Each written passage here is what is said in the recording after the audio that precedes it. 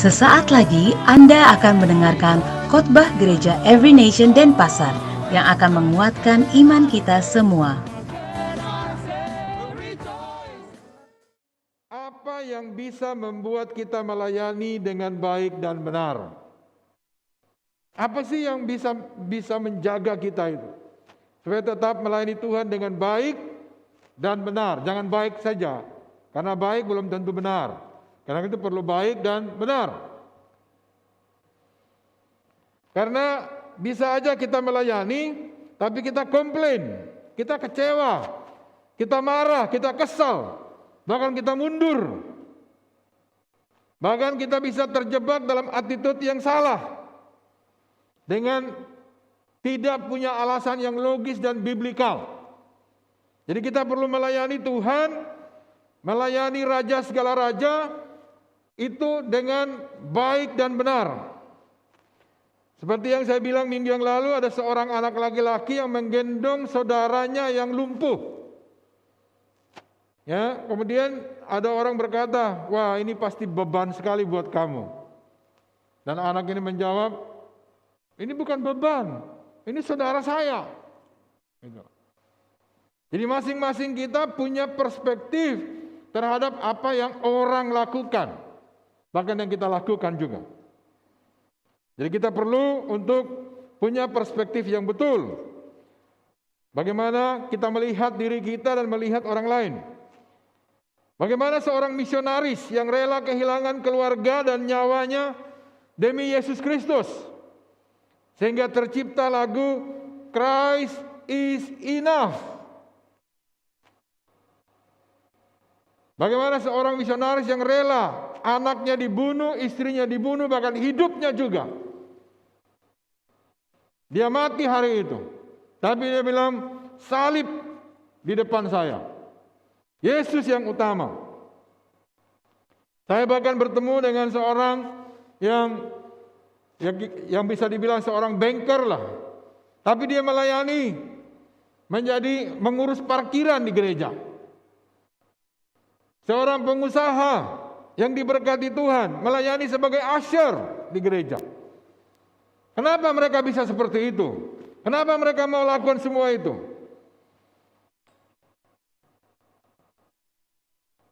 Dan saya ingat betul bagaimana waktu kita melayani Tuhan, kita bisa mengalami apa saja.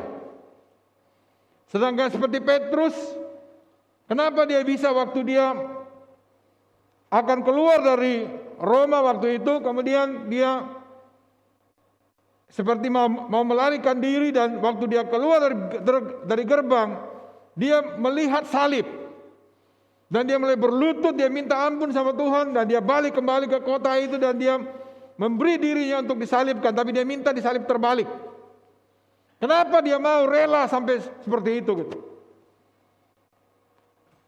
Nah, mari kita lihat firman Tuhan atau teks firman Tuhan yang berbicara mengenai satu landasan bagaimana kita melayani Tuhan. Di Matius 22 ayat 37. Nah, sebelum ayat ini ada beberapa pertanyaan dari orang Farisi kepada Yesus. Salah satunya waktu mereka kasih koin, mereka kasih tunjuk sama Tuhan Yesus, terus ditanya, bolehkah kita bayar pajak? Dan Yesus pegang koin itu dan tanya, ini gambar siapa? Gambar kaisar. Dan Yesus berkata, berikanlah kepada kaisar yang wajib engkau berikan kepada kaisar, berikanlah kepada Tuhan yang wajib engkau berikan kepada Tuhan.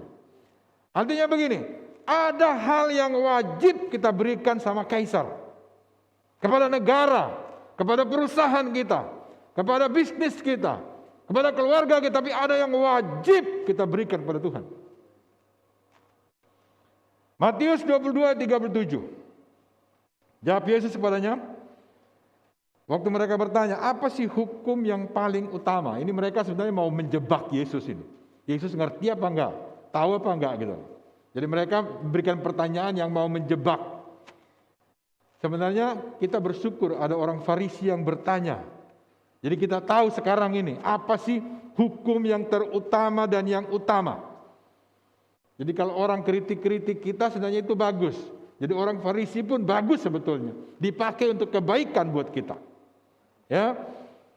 Dikatakan, kasihilah Tuhan Allahmu dengan segenap hatimu dan dengan segenap jiwamu dan dengan segenap akal budimu. Itulah hukum yang terutama dan yang pertama. Ayat 38, 39, dan hukum yang kedua yang sama dengan itu, kasihilah Tuhan Allahmu kasihilah sesama manusia seperti dirimu sendiri. Pada kedua hukum inilah tergantung seluruh hukum Taurat dan kitab para nabi. Saudara, kalau ini kita sebut Alkitab misalnya ya. Ini Alkitab. Alkitab ini digantung begini. Nah, satu talinya ini adalah mengasihi Tuhan. Tali yang kedua adalah mengasihi sesama. Jadi ini cantelannya. Jadi kalau ini tidak ada, maka kitab para nabi, semua nubuatan, kitab Taurat, semua yang ditulis Musa, dan seluruh kitab ini nggak ada gunanya. Tidak ada kehidupan di situ. Jadi inilah yang menghidupkan kitab ini adalah hukum yang utama dan yang terutama itu adalah kasihi Tuhan Allahmu dengan segenap hatimu dan mengasihi sesama manusia. Inilah hukum yang pertama dan yang utama. Semua hukum Taurat kitab para nabi bergantung di situ.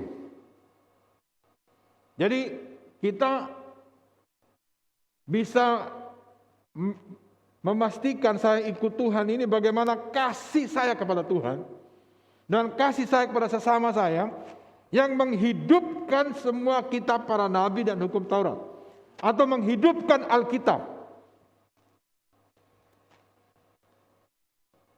Semua kegiatan agama kita, semua net group kita bahkan, semua pemuritan kita, semua kegiatan itu akan sangat melelahkan kalau tidak ada hukum ini yang hidup di dalam kita. Segala latihan tim musik, segala suara dicoba, segala alat musik digunakan, kita menyembah Tuhan. Tapi kalau tidak ada kasih kepada Tuhan dan kepada sesama, maka itu hanya kegiatan yang melelahkan. Capek. Sehingga Tuhan mau kita menjalankan kedua hukum ini. Seperti juga yang pendidikan, gitu, sekolah yang kita bangun, sekolah ini. Ini sekolah ini mau kemana sih ujungnya? Bukan buat pegawai negeri, bukan supaya kuliah, bukan supaya punya gaji dan jabatan, bukan itu. Sekolah ini, ujung-ujungnya jadi apa sih saya ini kalau sekolah? Sekolah itu pendidikan, ujungnya itu saya mengasihi Tuhan, mengasihi sesama. Kalau ini nggak dapat, melelahkan sekali sekolahnya.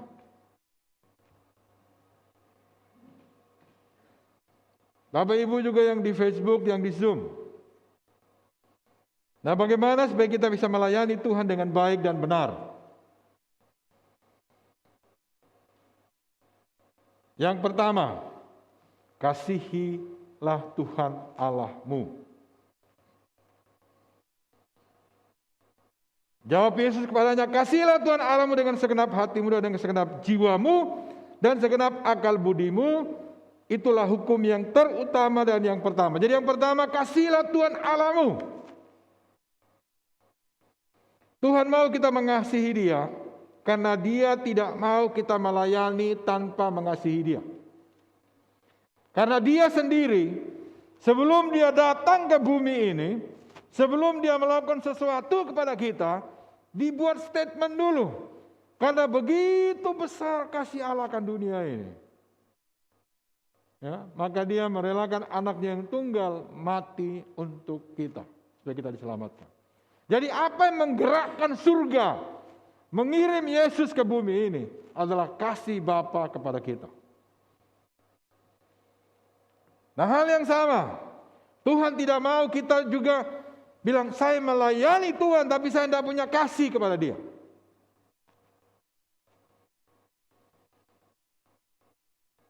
Karena inilah yang membedakan kekristenan dengan yang lain. Inilah yang membedakan kita dengan yang lain, yaitu mengasihi, kasih itu. Dan Tuhan kita ini bukan, Tuhan adalah maha kuasa, bukan. Tuhan adalah maha tahu, bukan. Tuhan adalah kasih. Inilah yang membedakan dengan semuanya, yaitu kasih. Persoalannya sekarang, bagaimana sih saya mengasihi Tuhan?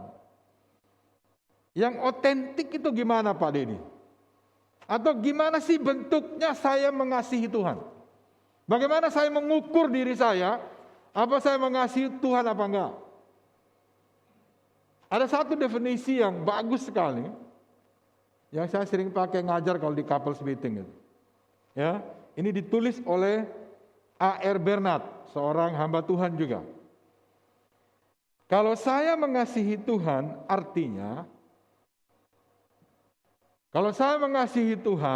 artinya saya memberi waktu untuk Tuhan, saya mendengar Dia, dan saya mengingat Dia. Makanya pertanyaan sebelumnya tadi kan ditanya sama orang Farisi, koin, bolehkah kita bayar pajak? Dan dijawab oleh Tuhan, berilah kepada kaisar yang harus, yang wajib, dan berikanlah kepada Tuhan yang wajib. Nah, Bapak Ibu Saudara semua, apa yang wajib kita berikan kepada kantor kita?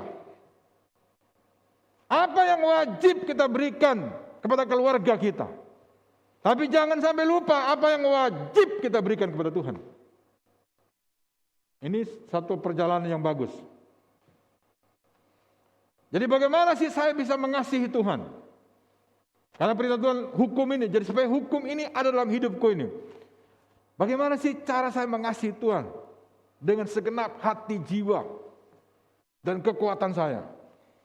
Yaitu beri waktu kita kepada Tuhan. Berdoa dengan Dia. Beri waktu, saudara. Saya belajar betul dari Paul Yong Ki Cho. Kalau kita berdoa, saudara hati-hati kalau berdoa. Saudara bisa habiskan waktu mungkin 10 menit, 30 menit. Tapi sebenarnya Anda tidak berdoa kepada Dia. Pikirannya itu bisa kemana-mana. Saudara bisa berdoa. Tiba-tiba saudara mendoakan Bu Lince misalnya. Itu pikiran terfokus pada Bu Lince, boleh mengingat keluarga Bu Lince. Akhirnya saudara nggak tahu saudara lagi doa apa. Lagi doa kepada siapa. Jadi gampang sekali pikiran kita ini liar kemana-mana. Tapi kita lagi duduk berdoa. Makanya kita perlu duduk disiplin. Begitu ini sudah kemana-mana, fokus kembali. Karena kita sedang fokus sama Tuhan. Kalau Anda belum mengerti yang saya maksud ini, coba aja nanti. Kalau tidak disiplinkan pikiran kita, pikiran ini so easy untuk go everywhere. Kita bilang berdoa, tapi sebenarnya kita sedang duduk memikirkan banyak hal. Bisa mikir hutang, tapi sambil berdoa, jadi hutangnya ambil waktu lebih banyak daripada doanya. Apa aja bisa menarik kita. Makanya Paulus bilang, aku menaklukkan pikiranku di bawah kaki Kristus. Submitkan. Jadi kita bisa, kalau enggak kita terjebak duduk berdoa, tapi sebenarnya kita tidak berdoa. Kita tidak beri waktu kepada Tuhan, tapi kita sedang mengikuti pikiran kita berlari kemana-mana, sampai di taman, di hutan, di kolam, di hotel, kemana-mana ya. Bilang sama sebelah saudara, saya ngerti yang pada dimaksud ini. Jadi beri waktu kepada dia. Itu namanya saya mengasihi Tuhan. Dan apakah dia dapat waktu saya?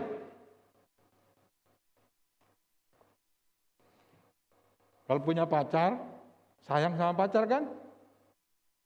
Berikan waktu sama dia. Ada yang punya pacar situ? Ada? Berikan waktu sama dia, itu bukti sayangnya, bukti kasih. Ya?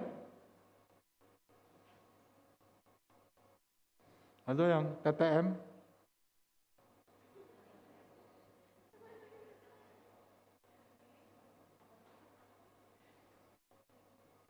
Berikan waktu kepada pasangan. Anda punya pasangan, punya suami, punya istri, berikan waktu kepada dia. Kalau enggak, kita bisa duduk sama-sama, mendekatkan yang jauh, menjauhkan yang dekat. HP, Facebook, IG. Jadi sama juga, kita bisa duduk berdampingan, atau di restoran, atau di pantai, tapi kita masing-masing punya kesibukan. The same thing can happen. Saya duduk berdoa, Tuhan punya urusan, saya juga punya urusan. Pikiran saya kemana-mana. Makanya, fokus Tuhan, aku menyembah Engkau, terpujilah Engkau, berbahasa roh, Tuhan Engkau layak, Engkau pantas Tuhan. Jadi saya harus ngomong supaya pikiran saya diam. Saya curiga kalau orang doanya dia diam aja begini. Hati-hati. Jadi kalau kita doa pagi di sini dulu tuh, banyak orang yang diam begini, saya curiga. Dia pikir ini masak nasi jam berapa? Ini lama sekali Pak Lidi doanya gitu. Karena saudara misalnya begini, coba saudara lagi hitung 1 sampai 10. Coba kita tes saja dalam hati ya. Hitung 1 sampai 10 ya, mulai. Katakan amin. Ulang ya. Hitung 1 sampai 10. Katakan amin. Berhentikan hitungannya.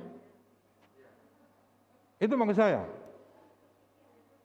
Kalau Anda lagi mikir segala macam, lagi doa ini kan, mikir segala macam, Tuhan terpujilah Engkau, langsung berhenti pikirannya, fokus pada Tuhan. Makanya itu kuasa perkataan itu di situ. Jadi kalau orang diam sendiri, hati-hati. Langsung gini, woi doa enggak gitu.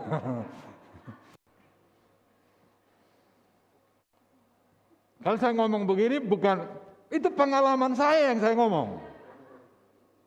Ya.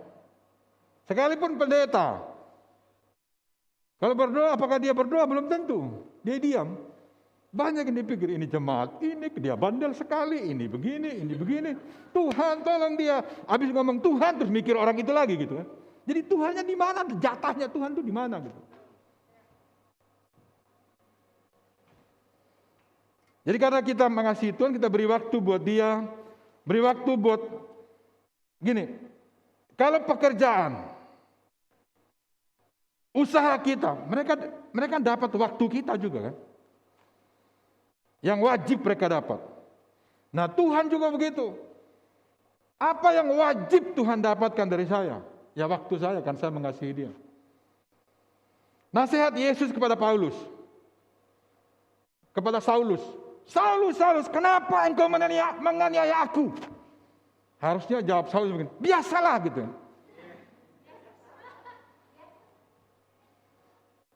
Itu yang lagi viral sekarang ya, biasalah. Gitu. Tapi Paulus nggak jawab begitu. Siapakah engkau Tuhan, dia bilang. Karena memang Paulus biasanya kan menganiaya jemaat. Jadi waktu tanya, kenapa kau menganiaya aku? Harusnya dia jawab begitu kan, biasalah. Dia bilang. Tapi dia nggak jawab begitu.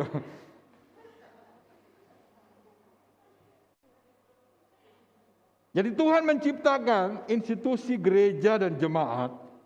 Ini jadi kalau kita bisa bergereja ini Tuhan yang izinkan, Tuhan yang ciptakan. Dan Tuhan mengasihi gerejanya. Jadi kalau kita saling menganiaya satu dengan yang lain, mungkin kita enggak ketok-ketok begini. Kita lihat dengan pikiran menganiaya dia gitu. Ini orang ini orang, mukanya, ngomongnya, kita terus gituin keluarga kita di sini. Itu sama dengan Paulus, dengan Tuhan tanya, kenapa kau menganiaya aku? Saudara bisa bilang, biasalah itu orang begitu. Hati-hati kita bergereja. Gereja, kita bisa duduk di samping, tapi kita sebenarnya lagi gak suka sama orang ini. Kenapa? Cara ngomongnya, cara duduknya, cara apa semua. Makanya mengasihi itu tidak mudah. Tidak segampang yang kita ngomong. Ya, jadi Yesus bertanya kepada Saulus, kenapa kau menganiaya aku? Karena begini, karena bentuk bahwa saya mengasihi Tuhan itu, saya mengasihi orang yang Dia kasihi. Saya dapat jurusnya. Saya ingat betul ada beberapa jemaat waktu awal-awal saya melayani Tuhan, mengembalakan, ada orang yang begitu perhatikan anak-anak saya. Waktu anak saya ulang tahun, saya nggak bikin apa-apa, mereka yang sibuk bikin, beli kue, beli ini. Jadi mereka perhatikan sekali anak saya gitu. Sudah tahu hati saya jatuh kepada dia gitu. Maksudnya, wow, orang ini baik sekali gitu. Nah, saya belajar, kalau kita mau touch hati Tuhan, sentuh anak-anaknya. Di mana anak-anak Tuhan? Di gereja. Di jemaat. Waktu Anda melayani orang di jemaat, Anda sedang melayani dia. Dia suka. Sama dengan Anda punya anak kecil, ada orang yang kasih hadiah, ada orang yang berkati dia, doain dia. Anda lihat, Anda senang. Oh thanks, terima kasih gitu, orang punya baik. Nah sama juga, waktu Saulus menganiaya jemaat, Tuhan juga sakit. Tapi waktu Saulus berubah, jadi Paulus mengasihi jemaat, Tuhan juga mengasihi dia. Hal yang sama kita harus lakukan itu.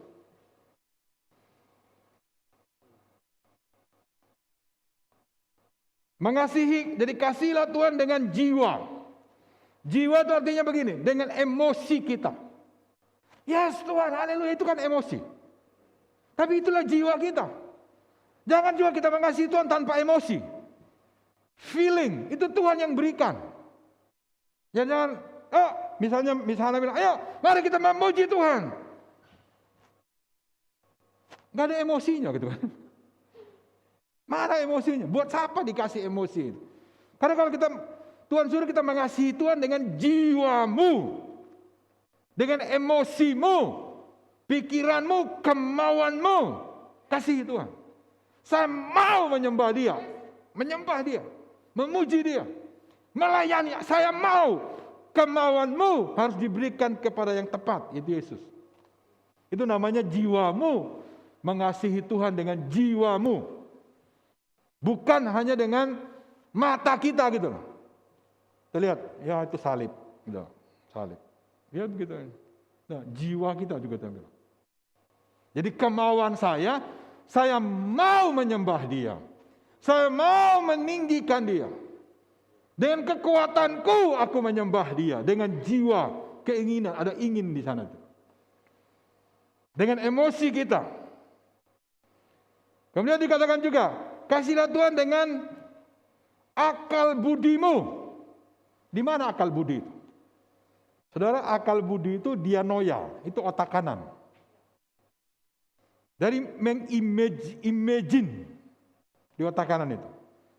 Otak kiri itu membuat pilihan, otak kanan membuat keputusan. Jadi makanya Tuhan benar sekali gitu. Kasihlah Tuhan Allahmu dengan akal budimu. Artinya engkau harus putuskan, aku mengasihi Tuhan.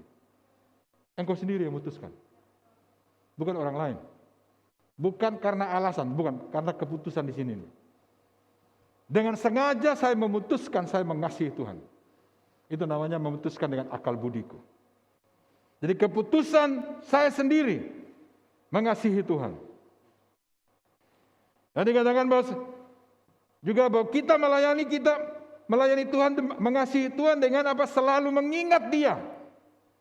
Yang saya belajar, melayani Tuhan itu yang selalu kita perlu ingat adalah bahwa saya ini siapa sih? Kalau udah capek mau marah kan? Siapa sih saya ini? Atau siapa dia yang saya layani? Dia pantas gak dapetin? Kalau suami istri atau keluarga gitu ya, kita sudah urus dia. Emang siapa sih dia nih? Nah, kalau tuh ngomong begini ingat, oh dia kan istri aku, ya layak kalau aku begitu. Saya ini suaminya. Jadi ingat gitu loh. Nah kalau ndak ingat kita nih suami, ngomel-ngomel dah kita. Kalau ndak ingat kita nih istri, ngomel-ngomel dah kita. Tapi loh saya kan suaminya, saya kan istrinya, ya wajar lah melakukan seperti itu. Atau biasalah begitu. Jadi selalu ingat, siapa yang kita layani, itu namanya mengasihi. Jangan kita layani, capek, akhirnya marah. Kenapa? Sambil melayani nggak ingat siapa yang saya layani.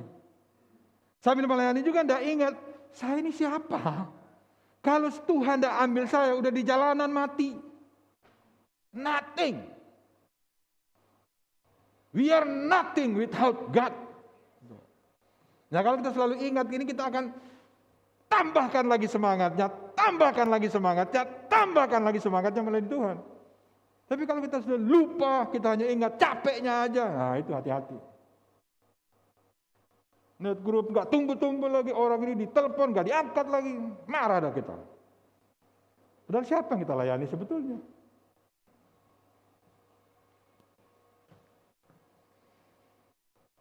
Selalu ingat siapa yang kita layani dan siapa kita ini. Ya, kecenderungan capek. Ingat, kalau capek, kita tuh gampang sekali lupa loh. Nah, kalau sudah lupa, langsung kubu pertahanan keluar semua. Kubu pertahanan itu apa? Itu dosa-dosa yang lama itu loh, yang pernah kejadian dulu. Saya udah kerja nggak ada terima kasihnya, kan sudah lupa ini. Tapi dia ngumpet di sini. Begitu capek, nongol lagi dia. Bener. Makanya Petrus itu udah ikut Yesus 3,5 tahun, jalan di atas air.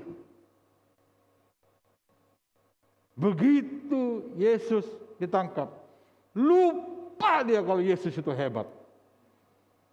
Akibatnya apa? Dia menyangkal Yesus. Dan saudara tahu cara Yesus kasih ingat dia? Buka mulut, ikan. Ini Tuhan ini. Jadi ajak makan tuh bikin memulihkan orang punya ingatan. Dan maka Yesus selalu makan di mana-mana tuh karena begitu dia tahu the power of makan. Bikin pikiran kita normal. Tapi betul juga kan, kalau pikiran kita tuh, otak kita tuh kurang B1, B6, kurang karbohidrat, kacau dah dia. Makanya Tuhan kasih makan supaya, ini Tuhan.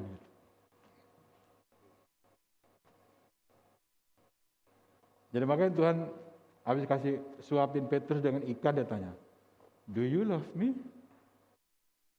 Apakah engkau mengasihi aku? Jadi hukum ini harus menjadi iman kita. Sekarang dan nanti. Iman itu sekarang dan nanti. Bukan yang kemarin. Jadi kalau saya sudah melayani dulu, it's okay. Saya harus move on. Sekarang dan seterusnya bagaimana saya? Itu iman. Yang perlu saya bangun terus. Melayani itu butuh pengorbanan. Tapi kita bisa berkorban karena kita mengasihi. Ya, kalau kita tidak mengasihi, tidak ada pengorbanan.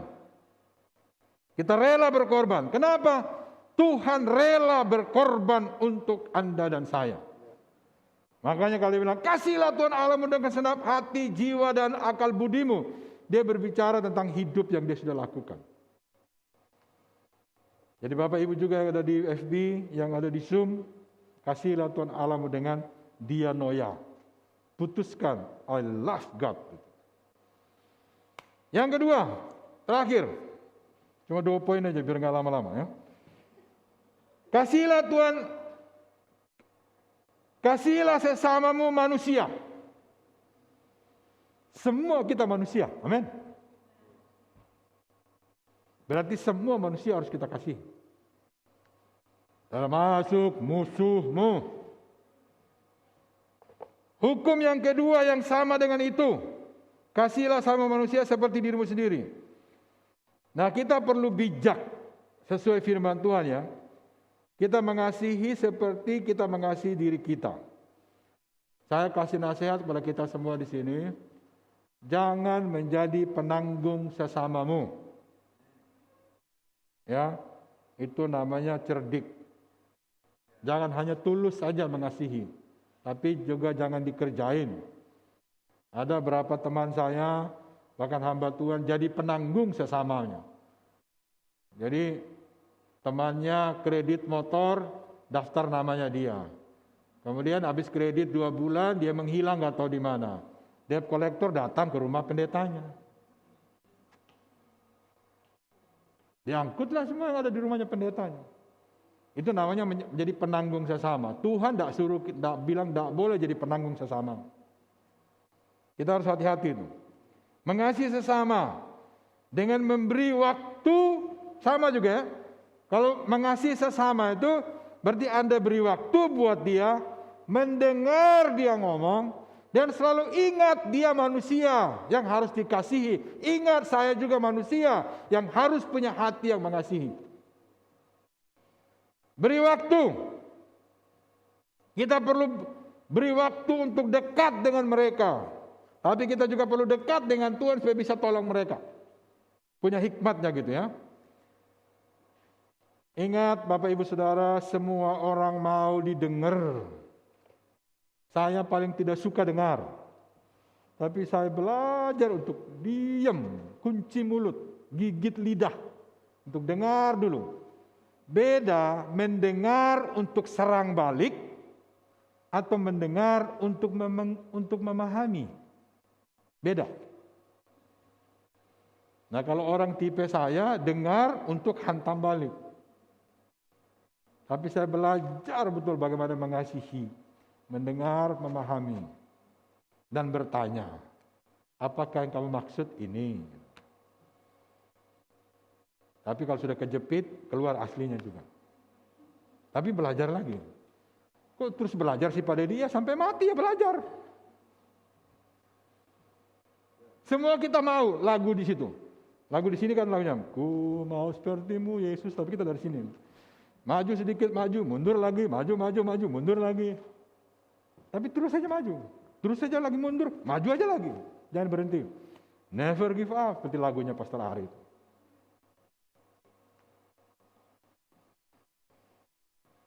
Mengasihi seseorang kita perlu tunjukkan dengan mendengar dia. Banyak orang menyerah karena tidak ada yang mendengar mereka. Banyak orang yang bunuh diri karena tidak ada yang mendengar mereka. Semua mau jadi pengkhotbah. Banyak orang juga memutuskan mundur atau menarik diri dari kumpulan ini karena di sini tidak ada yang mendengar mereka. Nah, saya kasih tahu kita semua, saya mau ingatkan kita semua, bentuk otentik saya mengasihi A, B, C, D, Anda mengasihi A, B, C, D, telinga kita makanya 2, mulut 1. Kalau nggak bisa dengar dengan ini, ganti sebelah sini lagi. Kalau nggak bisa dengar sini, ganti sebelah sini. Terus saya bolak-balik gitu. Jangan cepat berbicara, jangan cepat marah. Cepatlah mendengar. Itu kata Tuhan ya. Mendengar. Karena apa? Tuhan mengasihi saya. Dengar baik-baik. Tuhan mengasihi Anda. Apa yang Tuhan lakukan? Begitu Anda bilang, Tuhan. Yes, ada apa? Langsung dia begitu. Tuhan, aku berdoa. Ya, aku mendengarkan. Terus Tuhan ingat saya enggak? Ya ingatlah. Kalau enggak ingat sudah matilah kita. Siapa yang jaga jantungmu masih tetap berdetak? Tuk tak, tuk tak, tuk tak. Kadang-kadang teret gitu. Untuk tuk tak, tuk tak, tuk tuk tuk tuk tuk. Ya Allah. Kenapa Tuhan? Kenapa Tuhan? Jadi karena Tuhan masih ingat kita masih hidup ini. Untuk mengatur irama jantung kita. Supaya bisa tetap baik-baik ya. Jadi bagaimana saya mengasihi sesama saya dengan otentik? Saya punya waktu dengan dia, saya mendengar dia. Kalau Anda nonton TV, sekarang kan lagi politik lagi ini ya. Nah, kalau saya dengar tuh banyak saya amati karena tidak didengar banyak. Mereka ngomong gak didengar, jadi makin kacau sekarang. Di mana aja tidak mendengar akan terjadi kekacauan. Rumah tangga Anda kalau nggak belajar mendengar ada kekacauan di situ. Persahabatan kalau nggak ada mendengar kekacauan di situ terjadi. Yang lagi bangun hubungan kalau tidak belajar mendengar kekacauan terjadi. Semua orang mau didengar. Makanya ada lagu listen. Itu karena suaminya nggak dengar dia. Makanya ada lagu itu. Engkau hanya mau apa yang kau mau aja aku dengar. Seperti aku menari di pikiranmu, tapi aku ngomong kau nggak dengar semua. Itu kan lagunya isinya gitu. Jadi kalau istri sudah setel lagu listen, nah itu kode-kode. Ya, jangan sampai dia diperdengarkan di luar sana, bahaya itu. Tuhan sangat interest melihat kita melayani orang lain. Tuhan suka. Karena itulah tujuan dia datang ke bumi. Untuk apa? Untuk melayani. Kemudian mengingat. Saudara harus ingat. Kalau Anda pemimpin net group, ingat anggota net groupmu. Kalau Anda anggota net group, ingat pemimpinmu. Jangan buat keputusan yang luar biasa tanpa bicara dengan pemimpin net group. Buat apa dia jadi pemimpin net group? Buat apa juga kita jadi anggota net group? Kalau putus-putus sendiri, pergi-pergi sendiri, nangis-nangis sendiri. Buat apa jadi anggota net group? Makan sendiri. Ya salah.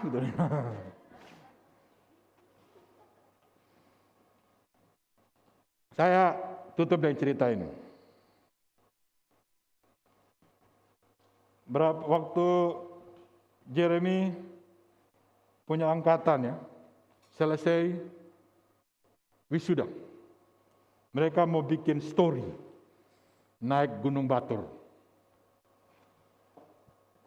Begitu anak-anak ini mau naik Gunung Batur, Bu Lince bisik saya, "Lin, kita ikut yuk." Saya sudah lama dah naik gunung ini, saya bilang. Saya ingat saya naik gunung itu waktu tahun 87, 88 naik Gunung Agung. Setelah itu nggak naik gunung lagi. Terus Bu Lince bilang, "Yuk, kita ikut yuk." Naik Gunung Batur. Gunung Batur kalau nggak salah 1700 di atas permukaan laut. Begitu kita naik pertama malam-malam jam 2 masuk. Baru jalan 1 kilo, Hana udah mau pingsan. Saya ketakutan, ini gimana ambulans enggak ada. Ada kita tunggu sebentar, oksigennya cukup, bisa jalan lagi. Tapi begitu saya jalan, yang depan udah hilang semua. Jadi saya sama Hana dan beberapa orang aja. Sama ada tour guide-nya gitu. Tour guide, ada guru satu yang tahu Gunung Batur. Terus kita sudah sampai mendekati puncak. Saya cari istri saya, enggak ada. Terus tiba-tiba saya dengar JJ sudah di atas. Bu Lince juga sudah di atas. Bro, hebat ini. Terus begitu besok pulangnya saya tanya, "Lin, kok kuat sekali engkau naik? Bagaimana ceritanya? Umur berapa engkau? Tahu umur kan engkau?" Dia bilang begini, "Kau tahu nggak kenapa saya kuat? Saya cepat jalan. Karena JJ duluan, saya takut dia hilang." Saya kejar dia. Kan itu gelap itu, jam 3, jam 4 kan gelap gulita di situ. Jadi dia takut anaknya hilang, dia kejar terus. Dia lupa suaminya di belakang. Nah, apa yang bisa menggerakkan kasih? Jadi kalau kita mengasihi sama kita bisa bayar harga kayak begitu.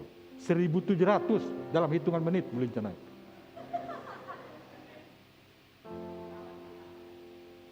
Saya masih setengah mati, dia sudah di atas ini. Iya, luar biasa. Jadi inti sari daripada Alkitab, Kalau Anda punya Alkitab, intisarinya ada 2. Love God, love people. Kalau ini nggak ada, nggak usah lagi ngomong ayat yang lain. Nothing. Nggak akan hidup itu ayat. Itu namanya mengasihi teman sesama. Itulah hukum yang utama dan yang terutama. Lakukanlah segala sesuatu dengan tidak bersungut-sungut dan berbantah-bantahan, supaya kamu tiada beraib dan tiada bernoda, sebagai anak-anak Allah yang tidak bercela, di tengah-tengah angkatan yang bengkok hatinya yang sesat ini, sehingga kamu bercahaya di antara mereka seperti bintang-bintang di dunia. Mari bangkit berdiri Bapak Ibu Saudara. Saudara yang ada di Zoom, di Facebook, mari angkat tangan saudara kepada Tuhan. Mari kita menyembah Tuhan. Fokuskan pikiran saudara. For your mercy never fails me. All my days I've been held in your hand. Nyanyikan lagu ini. From the moment that I wake up until I lay my head, I will sing of the goodness of God. Kamu sudah perhatikan ya. Kalau Anda tidak menyanyi, pikiran akan keliling kemana-mana. Tapi waktu Anda mengucapkan kata-kata ini, maka itu akan tertuju penyembahan kepada Tuhan. That's the way how to worship God. I love you, Lord, for your mercy never fails me. All my days I've been held in your hands. From the moment that I wake up until I lay my head, oh, I will sing of the goodness of God. All my life you have been faithful.